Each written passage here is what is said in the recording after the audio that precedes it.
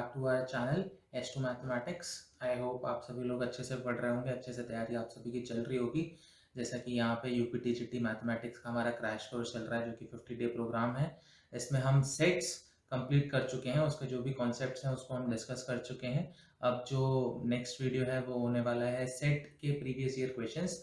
मैं कुछ क्वेश्चंस आपको कराऊंगा जो कि last year UPTGT, NVS, KVS इन सारे एग्जाम्स में आए हैं। तो हम क्या कर रहे हैं, हम सारे एग्जाम्स के क्वेश्चन कवर करते हुए चलेंगे, जिससे कि हमें एक वाइड रेंज ऑफ वैरायटी मिल जाए कि किस प्रकार के क्वेश्चन आते हैं इस सेट के टॉपिक से किसी भी एग्जाम में।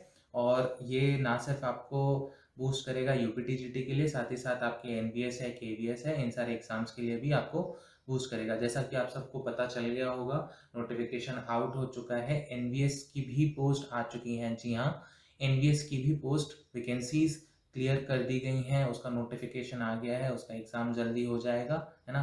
तो ये जो वीडियो है वो ना सिर्फ आपको यूपीटीजीटी, आपको एनवीएस के लिए भी हेल्पफुल रहेगा, है ना। तो आप ये सारा जो भी कंटेंट है वो ना सिर्फ यूपीटीजीटी के लिए सोच के देखें, इसमें एनवीएस भी इंक्लूड हो जाएगा, ठीक है। तो अगर आप ये वीडियो देख रहे हैं, ये क्वेश्चंस कर रहे हैं, तो आपकी तैयारी दोनों एग्जाम्स के लिए साइड बाय साइड चलती रहेगी, ठीक है।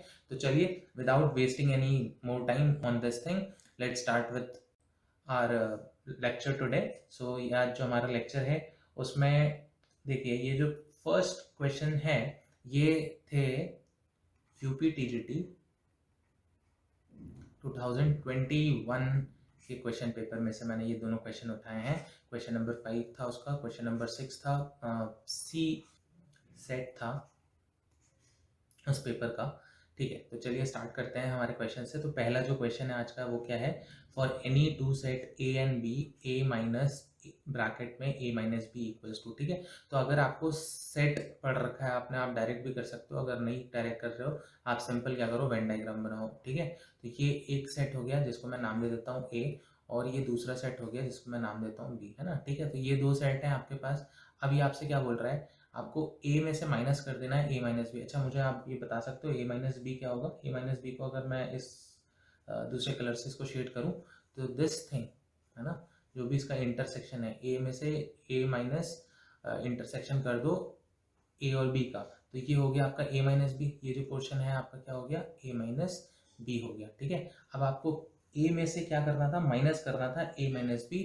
तो आप देख सकते हो a में से अगर आप a माइनस बी माइनस कर दोगे तो आपके पास क्या बचेगा, कौन सा पोर्शन बचेगा आपके पास, सिर्फ और सिर्फ ये पोर्शन, येलो शेडेड पोर्शन बचेगा, है ना। तो ये पोर्शन आपके पास बचेगा। और इस पोर्शन को आप कैसे लिख सकते हो, क्या लिख सकते हो आप मुझे अगर बताओ, तो ये हम इसको ऐसे लिख सकते हैं, this is nothing but intersection of A and B, है ना, ठीक है। आपको ये चीज क्लियर हो गई होगी, this is A intersection B, ठीक है। तो देखिए क्वेश्चन कितना इजी हो जाता है अगर आप किसी भी क्वेश्चन को वेन डायग्राम से करें, ठीक है। तो मैं कोशिश करूंगा कि हम जितने भी हमारे सेट्स के क्वेश्चन हैं उसको हम वेन डायग्राम से ही सॉल्व करने की कोशिश करें। हमारे पास सारे फार्मूलाज हैं, ठीक है, फार्मूलाज हैं, अच्छी बात है, बट वेन डायग्राम से करोगे इजिली हो जाएगा और टाइम भी नहीं लगेगा, ठीक है। चलो, नेक्स्ट क्वेश्चन है question number 6। In a group of 300 people 150 speaks Hindi, 200 can speak English, how many can speak both Hindi and English, ठीक है। सिंपल क्वेश्चन फिर से, जो आपके पास टोटल है, टोटल अपन लिख लेते हैं, यूनिवर्सल सेट शो कर देता हूँ मैं। जो टोटल है वो कितना है, 300 पीपल। तो आपके पास इन टोटल 300 पीपल है।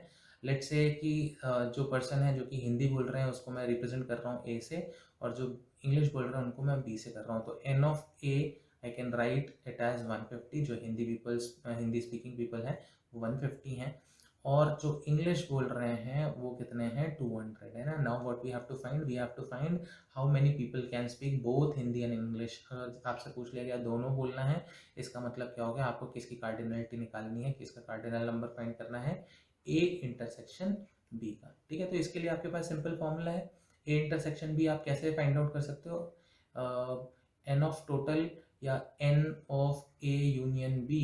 आपके पास इसका फॉर्मूला क्या है, N of A plus N of B minus N of A intersection B, है ना। ये फॉर्मूला हमारे पास, इसको हम यहाँ लिख सकते हैं, ये 300 है। एन ऑफ जो यूनिवर्सल सेट लिख दिया था मैंने, इसकी जगह आप ए यूनियन बी भी लिख सकते हो, दिस इज 300। देन उसके बाद N of A is 150, N of B is 200, और इसमें से हमें सब्सट्रैक्ट क्या करना है, n of a intersection b, जो कि हमें नहीं पता और यही हमें फाइंड आउट करना है, ठीक है। तो अगर आप इसको ऐड ऑन करोगे ये कितना हो जाएगा, 350 हो जाएगा। When you transfer it over here this will be 300 minus 350, है ना। तो इससे आपको a इंटरसेक्शन b की वैल्यू क्या मिल जाएगी, a इंटरसेक्शन b आपको कितना मिल गया, यहाँ से 50 मिल गया, है ना। क्वेश्चन देखो कितना सिंपल था, डायरेक्ट फार्मूला बेस्ड है, ये यूपीटीजीटी में आया हुआ है, ठीक है। तो परेशान होने की जरूरत नहीं है, अगर फार्मूलाज और कॉन्सेप्ट टिप्स पे है, easily you can solve any question, ठीक है। चलो, सो ये क्वेश्चन आई होप समझ में आ गया होगा। नेक्स्ट हम बढ़ते हैं, तो हम दूसरा क्वेश्चन करते हैं। ये हमारा आया था एनवीएस पीजीटी क्वेश्चन पेपर में आया था, और ये इसका डेट भी यहाँ लिखा हुआ है 10/6/2019 में जो एनवीएस का पीजीटी एग्जाम हुआ था उसमें। देखिए हम तैयारी कर रहे हैं टीजीटी के लिए, बट ऐसा नहीं है, हमें क्वेश्चन पीजीटीज के भी उठा लेने हैं, ठीक है। अगर आप पीजीटीज के कर लेते हो तो एक एज हो जाएगा आपके पास तैयारी का, ठीक है।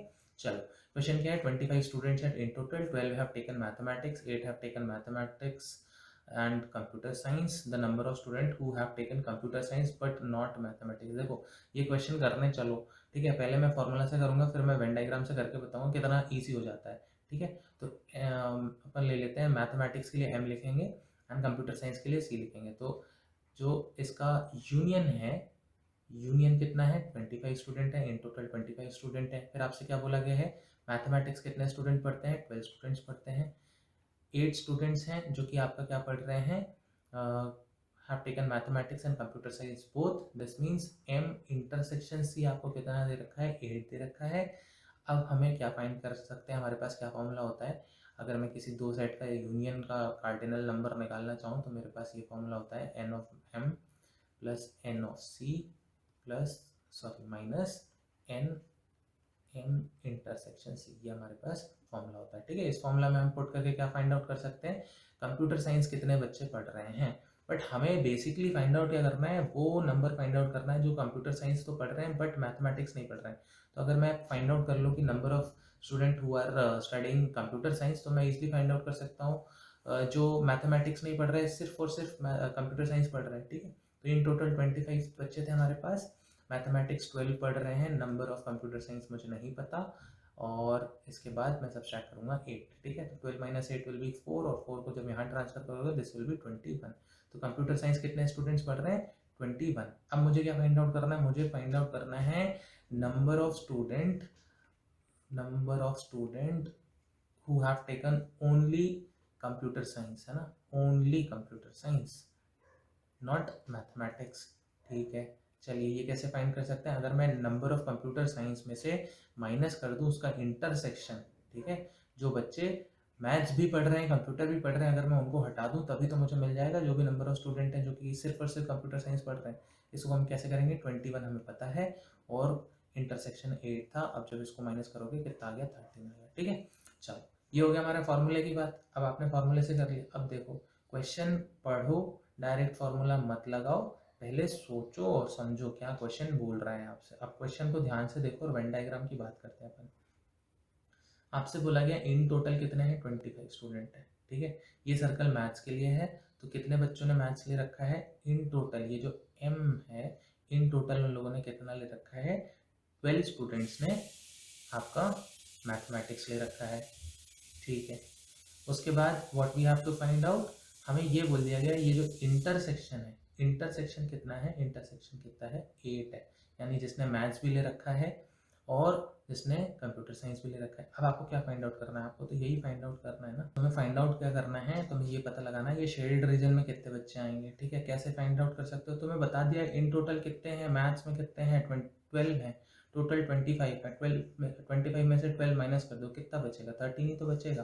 तो 13 वो बच्चे हैं जो सिर्फ और सिर्फ कंप्यूटर साइंस पढ़ते हैं। देखो वेन डायग्राम बनाने का यही फायदा है, इतना इजीली क्वेश्चन सॉल्व हो जाएगा, ठीक है। हमें ये फॉर्मूला इतना सारा करने की, कैलकुलेशन करने की जरूरत ही नहीं थी, हम डायरेक्ट वेन डायग्राम से इतने इजीली कर सकते थे। तो इसका करेक्ट आंसर क्या होगा, 13 हो जाएगा इसका करेक्ट आंसर, ठीक है। ईजी था ना क्वेश्चन, अगर आप वेन डायग्राम से करते हो ईजिली हो जाएगा। फॉर्मूला लगाना है लगाओ, पर टाइम लगेगा उससे। चलो नेक्स्ट क्वेश्चन देखो 502, अगर तुम रीड करोगे तो 502 सेम क्वेश्चन है, इसको मैं आपके लिए दे देता हूँ, आप इसको सॉल्व करने की कोशिश करो, ठीक है। उसी सेट में, उसी पेपर में, एनवीएस के पीजीटी पेपर में ही दूसरा क्वेश्चन आया था, देखो सेम चीज़ से, तो क्वेश्चन ध्यान से पढ़ लो, और सेम क्वेश्चन है, सॉल्व करते भी बनेगा, ठीक है। चलो नेक्स्ट क्वेश्चन करते हैं 508। जो कि KVS PGT में आया था, ठीक है। किस में आया था? KVS PGT के एग्ज़ाम में आया था, 2018 में जो एग्ज़ाम हुआ था उसमें आया था। अब आप इसको अच्छे से रीड कर लो, मैं इधर हो जाता हूँ।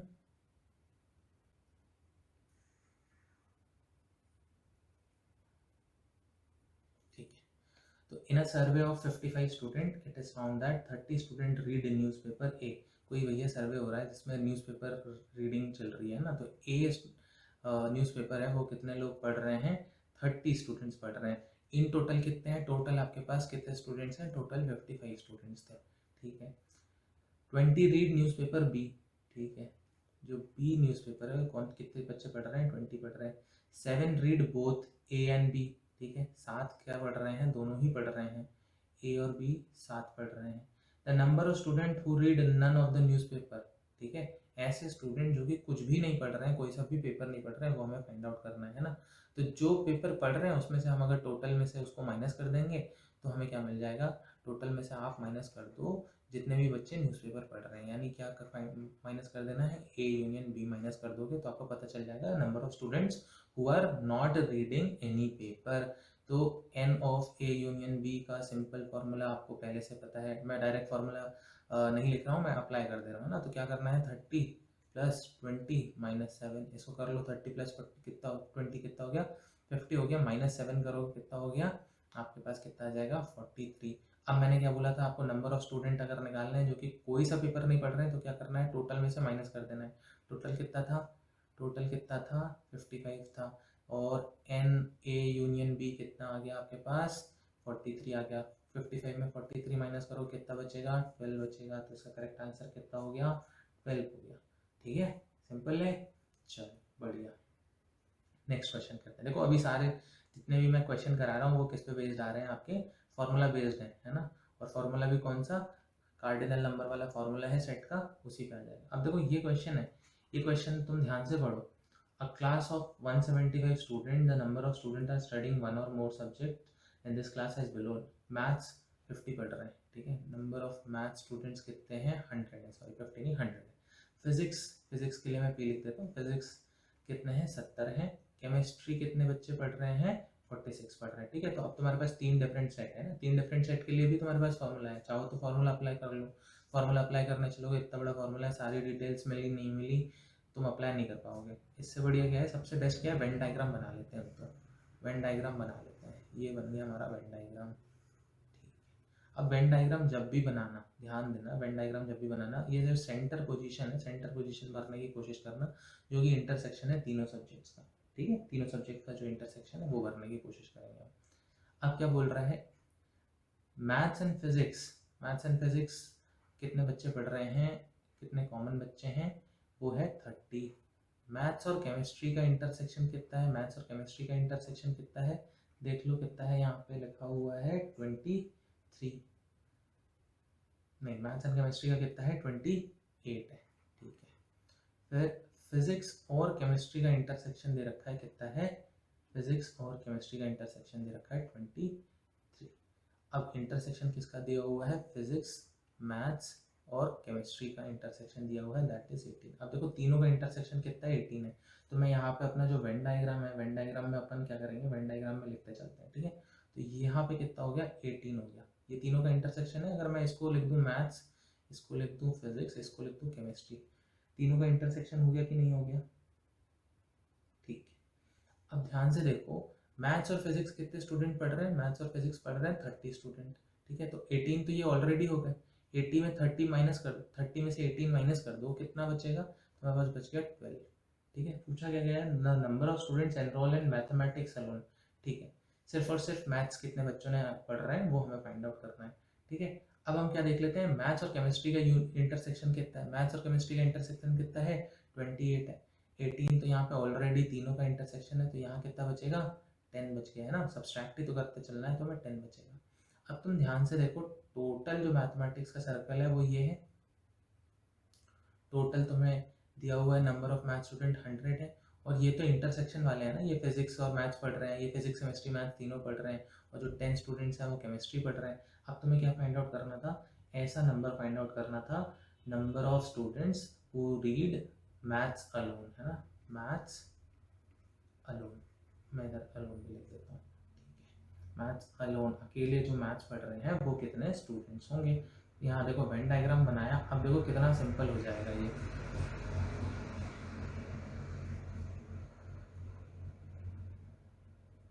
टोटल स्टूडेंट 100 थे। अब तुम्हें क्या करना है, इन सबका सम सब्सट्रैक्ट कर दो, सिंपल सा चीज़ है ना।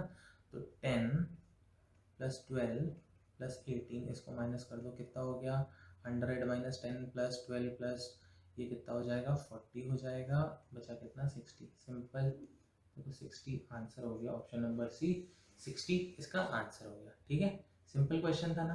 अभी तुम फॉर्मूला लिखने चलते, तुम इतना बड़ा फॉर्मूला लिखते 2 पेज में, तो इसको सॉल्व कर पाते।